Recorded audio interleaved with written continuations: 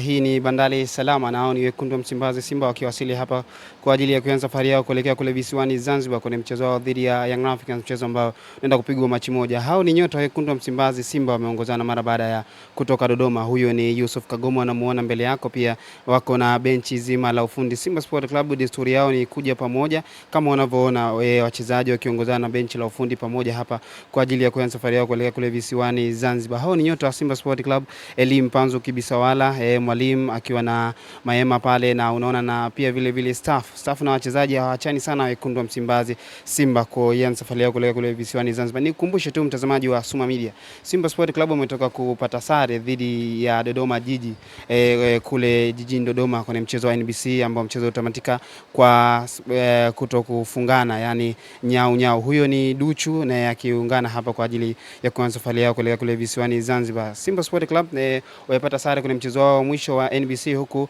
Young Africans akishinda bao 5-0 dhidi ya JKT Tanzania. Show me the way, Shomari Kapombe alikuwa ni jana sehemu ya kikosi ambacho kilichocheza dhidi ya Dodoma Jiji, na leo yuko hapa Bandari Salama Dar es Salaam kwa ajili ya kuanza safari yao kuelekea kule visiwani Zanzibar. Simba Sport Club kwenye michezo mitatu wamepata ushindi michezo miwili, huku akitoa sare mchezo mmoja. Young Africans kwenye michezo mitatu akipata ushindi kwenye michezo yote mitatu. Kwenye mchezo wa CRDB akipata ushindi wa bao 2-0, kwenye mchezo wa ligi kuu dhidi ya Namungo kule Luango akipata ushindi wa bao 1-0, kwenye mchezo wa ligi kuu akiwa kwenye uwanja wake wa nyumbani wa KMC akipata ushindi wa bao 5-0. Huko Simba Sport Club alikuwa pale Dodoma, alipata ushindi dhidi ya Tanzania Prison, huku vile akipata sare dhidi ya Dodoma Jiji. Mbele yako ni Kibabage, beki wa Simba Sport Club aliosajiliwa dirisha dogo hili kutokea Singida Black Star, ambaye amekuwa akifanya vizuri naye akiwasili hapa Bandari Salama kwa ajili ya kuanza safari yao kuelekea kule visiwani Zanzibar. Simba anaenda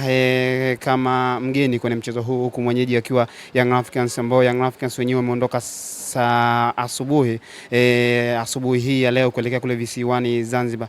Wamepishana ni masaa matatu na Simba Sport Club kwenye hii bandari moja, wote tayari walishaanza safari yao kuelekea kule visiwani Zanzibar. Young Africans anamzidi Simba Sport Club alama 5 akiwa na alama 28, huku Simba Sport Club akiwa na alama 23 kwenye michezo yao kwenye michezo yao 10. Kila mtu ashacheza michezo 10 na Young Africans anaongoza, yuko juu pale akiwa na alama 28. Mtazamaji wa Suma Media, endelea kufuatilia. Asante mpaka wakati mwingine tena.